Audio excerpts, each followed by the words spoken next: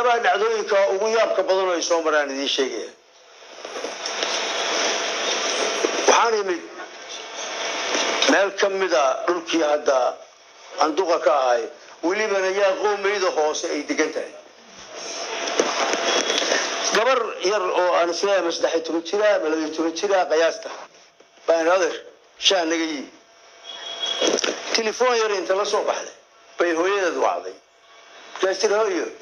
murtadiintii baa ila shaanaga iibsay ma ka iibsan karaa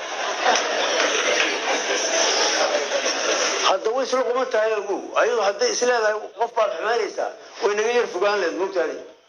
waa isla quman tahay macnaha waxa ay ku soo kortayaan noocaas oo ilaahay baan ku dhaariyo canugan adeerku ay haduu murtad yeeriyo hooyadii wacay inuu wax iga iibsado wax naga dhaxeemaya jira